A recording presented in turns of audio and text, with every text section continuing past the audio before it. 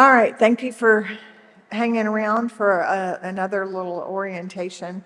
I appreciate you taking the time to do this, and I really appreciate you being willing to be an ambassador for our families that are coming. So this is the training for our July 25th Day for Hope event, and this is the training for ambassadors, which is a little different than the general training because you're the ones that are with the family the entire time they're on our campus. So we just want to go over some things that you need to know. So the families are scheduled to arrive in every 15 minutes. I did increments of either 3, 4, possibly 5 families in a 15-minute window, depending on how many children were in those families. I did intentionally schedule the Hispanic families at the beginning of our event because we have historically had problems getting translators here. And so we have always had one ambassador who was bilingual. And then I provided paperwork describing every station in English and Spanish. So at the very minimum, an ambassador could point to the Spanish wherever, whatever station you're at, whether it's portrait, and they would be able to read, this is the expectation at this station. But this year, we've made a more concerted effort to try to find some bilingual translators. And today, I know I have the bilingual ambassador that we've always had, plus 3 translators.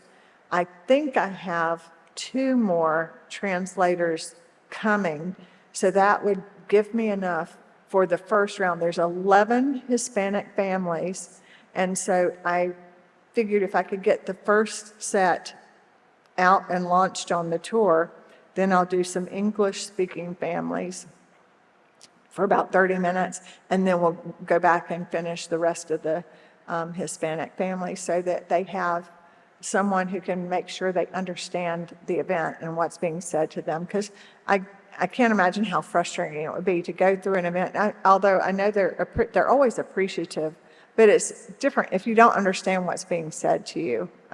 So we want to make them feel as welcome as possible. If you know anyone that's bilingual, let me know.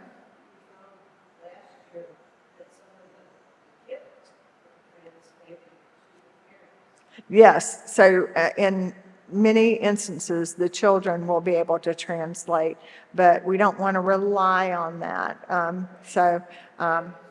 Yeah. Yeah, thank you for reminding me of that. So we have 68 families that we're going to be serving, and the last scheduled appointments are at 1:30. So like I said, I did 15-minute increments starting at 9 o'clock. And given that we are introducing a new station that is going to slow things down, it's really hard for me to predict how long it's going to take to get a family through our event this year. We're going to figure it out this year together. So we have 162 students that will be coming. And those students are primarily from Seabreeze Elementary School, Prine Elementary School, which are 2 neighborhood schools, and then Palmasola Elementary School, which is in Northwest Bradenton, and that's the school that United Pres partners with. So when the families come, one of the parents has registered their children through the school.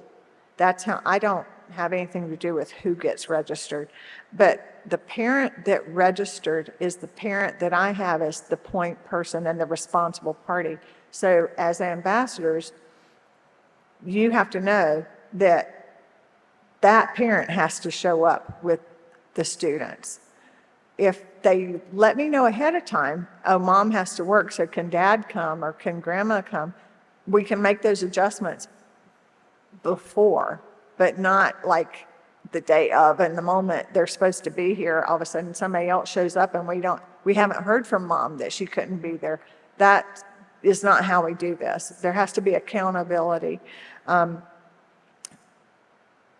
because otherwise I wouldn't know who this person was, or that mom was okay with that person coming and getting their things. So the families have to stay together, even large families. If somebody has to go to the bathroom, they all go together. And as an ambassador, you stay with your group. The whole point is to keep everybody together as a group and keep moving through the event together. We don't want to be caught responsible for a minor that's not our own. So when they come, the parents and the families are going to park in our main parking lot in the back, behind our fellowship hall. And that's the easiest way to get them parked back there, and that's the easiest way for us to load all the supplies at the end of the event. So we give them the prime spots back there. So who's an ambassador? An ambassador is a really special tour guide. You're responsible for the family that you're assigned to for the entire time that they're on this campus. So if something is going on with that family, you're in tune with it, and if you need assistance, you're going to let me know, and we're going to make sure that they have the most positive experience they can while they're here. I was intentional this year about making sure that our ambassadors are Kirkwood members, because we are hosting the event at our own church, and it makes sense that we would want to represent ourselves. And someone from another church isn't going to be able to speak to what activities go on here. And to that, I want to say I'm planning to have a card that you're going to have that will tell you what's going on at our church, what's things that you could promote to the families. So you don't have to try to figure it out on your own. We'll have that information at your fingertips so that you'll have that to talk about while you're with them. So I would invite you to prayerfully prepare, because it's, I think, a challenge for families to admit that they need help, no matter who you are. And I want us to approach each family with grace and God's love. So prayerfully prepare yourself, but also prayerfully consider each child that you're going to be interacting with during our event. Because primarily, you're not just an ambassador of Kirkwood, you're an ambassador of Christ. And so that's important, that we show the families who it is that's showering them with love that day, and that's each one of you. You want to look for opportunities if they are interested in prayer beyond the prayer station. I wouldn't assume that they want you to be praying over them or for them while you're walking through the route. But, if that is something they ask for, you can ask them if they want you to pray over their backpack. Here at Kirkwood, we have a day before school starts where the pastor blesses every single backpack for our kids. These parents probably have never had that experience. I don't know, maybe they have, but so maybe they would like a blessing over their backpack. I'm not saying you have to. I'm saying just prepare yourself and consider what you are willing to do while you're with the children to show them that they're in a safe place. We want to be respectful. Everything that you do is an ask. Everything that you do with them, whether it's holding hands, you want to make sure mom's okay if you hold hands with the little girl or whatever. You want to ask if they want prayer. Don't just start praying over them. You you just have to know whatever you would want somebody to do with you. You wouldn't want someone making assumptions about what you're comfortable with. And some of them may not have been in a church sanctuary before. So this is a unique way to get them in here, but we don't want to frighten them. We don't want it to be intimidating or anything like that. We just want them to feel welcome. Again, I said it earlier, we want to be very respectful and not take pictures without asking permission of the child and the parent, not just one or the other, but both. And the parents, like I said, and I'm saying it again, they have to stay with their children. The volunteers are not going to risk being alone with a child at any point during our Day for Hope. So there's going to be the two routes, the orange route and the green route. And the morning of the event, I'm asking all ambassadors to come at 8 o'clock, because we're going to, for 15 minutes before everybody else shows up, we're going to walk both routes. And it's different in this building. As you saw during the orientation a few minutes ago, the other building, the route's pretty much the same. You know, it goes counterclockwise around the room. But over here, it's different. So we want to make sure that you are comfortable with what the layout is and where you're going. And I want you to understand that if you get to a station and it is really backed up, you do have the privilege to skip ahead like one station. So if you were at Community Resources and the table that they want to go to is backed up, you can go on, move on, or you can go on to prayer. But then you need to go back to where you were supposed to be before you keep going. I think that doing that walkthrough in the morning will help solidify what your confidence in taking them and escorting them through our event. So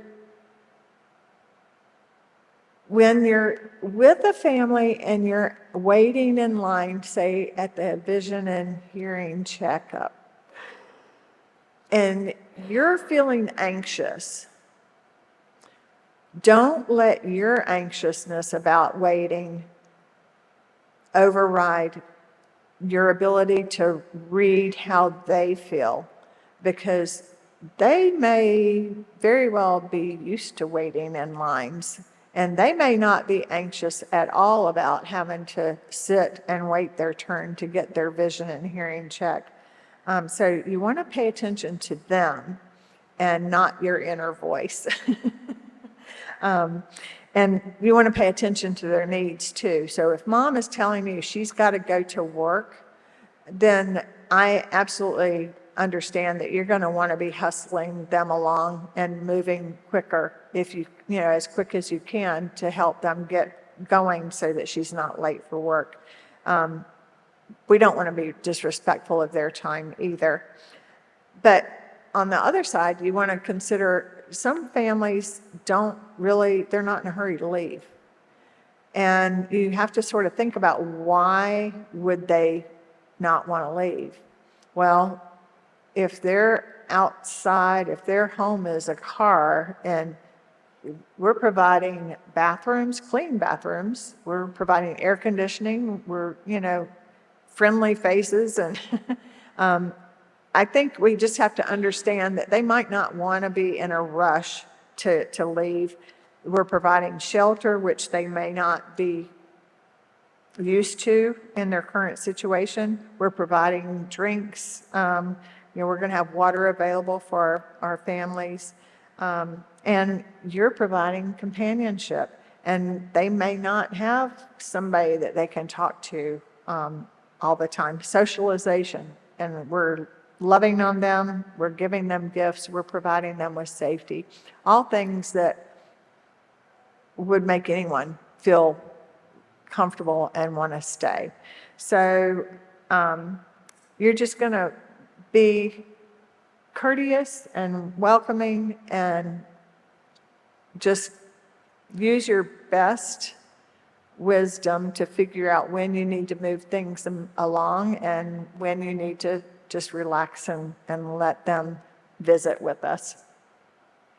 We have right now 13 ambassadors signed up, so don't feel like you're the only one and you've got to hurry to get back. It'll work out with the rotation that we're going to have going. So the other part of that is we have had some families come where the parents just want to get the supplies and leave. They don't really want to go to all the stations. They don't want to go to the community resources. I appreciate their need, but we have invited professionals from the community to be here. The fire truck should be here for 2 hours. The community resources are giving us their Saturday to be here, and they have information that is beneficial for the families that they want to share. So my opinion is that they need to visit at least 3 of the community resources that we have on campus before, skipping.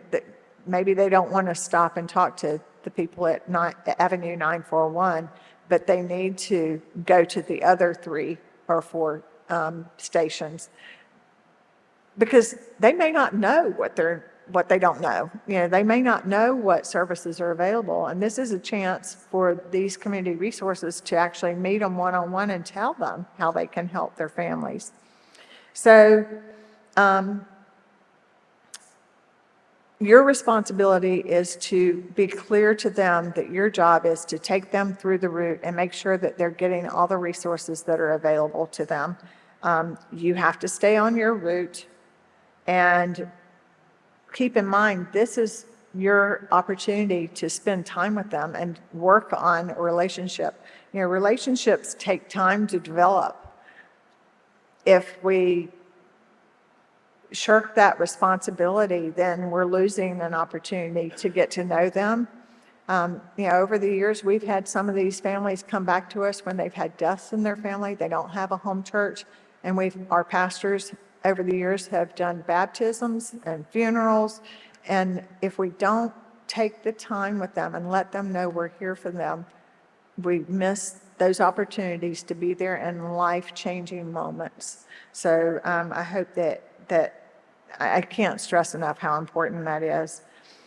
If the family is adamant that they want to skip and go and get their gift cards and food and get out of here, I am telling you to be very clear in sharing with them that feedback comes back to me. They will not be invited to attend any Day for Hope the following year. So they're jeopardizing their future gifts by pushing to skip through the event. Yes. Was questioned last year is about the prayer station. And we were told, from what I remember, you told us last year, that we had asked them if they would like to participate or if they would like the Bible. We didn't want to make them feel like it was mandatory. You absolutely cannot say that you have to pray, you have to go to the prayer station. You cannot do that. So it is an ask. When you're supposed to go to the prayer station, it's an ask. Do they want to go stop at that station and receive the Bible? Do they want to stop and make a prayer request? Do they want to stop and have a visit with the pastors? Some may not want that, and that's okay. That's our pastors that are sitting there waiting and ready to meet with them. While they are professionals, that's a little different than the other professionals that are here at the other community booths. So I'm not counting the prayer station as one of the community partners where they get to choose. That they can skip, just like they can skip a portrait. If they don't want a portrait, they don't have to have a portrait. I have a couple of families that have already let me know they don't want haircuts for their kids. Depending on their kid's hair type, it may not be something they're comfortable doing here. So, they have decisions that are in their control, but I'm saying as much as we can encourage them to learn about the opportunities that are being, and the information that's available to them, I would do that. But you're absolutely right. We cannot say they have to do anything related to the prayer station. So you may have a family where a child is sort of having a temper tantrum, and that's okay too. Generally, it's been nice enough weather where the ambassadors have been free to take a moment, go step outside at the playground or at the tables out on the patio, and just give the family some time to just take a break. There's also benches by the playground under the covered awning on the sidewalk there. And it may just be a matter of needing to have a break from all the stimulus that's going on inside the buildings. So feel free to step out of the route, take a few minutes, and give them a little time to regroup. But you stay with the family because it's your assignment and it's your family. If you leave them, then we lose track of where they are and what they're doing. You should give some thought ahead of time of what you're comfortable talking about. You can offer to pray at the different stations. I think what might be even more impactful, well, I shouldn't say that. What would be as impactful is if you were willing to share how your prayers have been answered. It might encourage them to know that there is a greater power, that we believe that God is there for them. But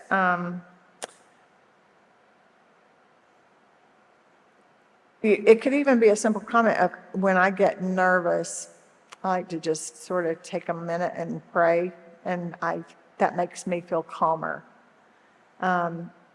Just that kind of reassurance that there are options and ways, things that they can do and that may make their life happier, easier. We know they're struggling or they wouldn't be here and wouldn't need our help. So just think ahead about what you might be willing to share if you've had prayers answered, or if there's been a godly moment in your life or in your family's life. You never know how the Spirit might work through you. You never know how God might work through you at Our Day for Hope with these families. You can't underestimate that. So let's go on to do's and don'ts. Every person will have a name tag, and you're going to have first names only. We don't want to share your last name. This is the first time you're meeting them, and we don't want to assume that you're going to be bosom buddies at the end of their tour. While we want to make them welcome, we really don't need to share personal information. They're going to have name tags. The children's name badge will have the family name and the family number, and they're going to have that on them at all times. And as I said before in the other training, that gets hole punched at each station where they stop. Or if they determine that they're not going to stop, if they don't want to stop at prayer, I think we would go ahead and hole punch that just to indicate that they had that choice and decided to move on. But otherwise, it's going to get confusing, or do they need to backtrack? And we need to close that door at each station when they get to it. So you can share about our church, Sunday school, youth group, services, Pastor Alex. You can share about if you attended another church that was meaningful to you or that you have strong connections to, or memories of former congregations or a former pastor. All those things are fine to share. You just don't want to share your last name, your address, your phone number, where you work. You want to keep personal information personal. And you don't want to ask them for that information either. Just think about what you would be comfortable for a total stranger to ask of your child or your grandchild. That might help you understand how to regulate the conversation, just to keep personal information out of, so you don't ever wind up knowing where that child's going to be. They might say they play baseball, but you don't need to say, oh, when's your next game? I'll come watch. Because if something, happens to the child, it goes missing, then they're going to be looking for anybody that had any knowledge about where that child was going to be. So just keep it pretty general. The goal is to develop relationships with the families, but building relationships takes time, and this is just the first step for many of them. Don't ask them or their children anything that you don't want to be asked yourself. As I said, keep your conversations generic. A family might share a concern or an issue, something that is weighing on them and that's important to them. Don't try to fix it yourself. We have 3 pastors on campus. We need to circle back to the pastors and let them help in these situations that might come up in conversation. If you ever hear anyone threatening themselves or someone else or talking about being threatened, that has to be reported immediately. So again, you go right back to the pastor and go to the prayer station and let the pastor handle that. I would say, dress pretty conservatively. Like, don't encourage you to wear a lot of jewelry. I know of another church where an ambassador was wearing a necklace, and a child really, the whole time they were together, kept talking about that necklace, and the woman felt compelled to give the child her necklace. Well, okay, maybe you can afford to do that, but then the next kid comes along and, oh, I didn't get a necklace. I don't know, I would say just be mindful of what you're wearing, and these children are so sweet and their faces are so happy. It's hard to say no sometimes, so just keep that in mind. I think the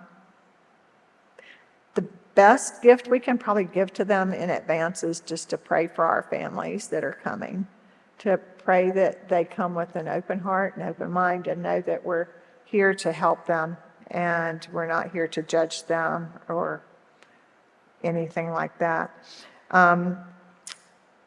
So when the family finishes the tour and is assigned the car loading assistant, your responsibility with them is done unless you want to go and help them load the car. You can do that. You don't have to. I would say at that point, you would either go take a break in the break room or go back to the entrance to be reassigned or wait your turn for another family.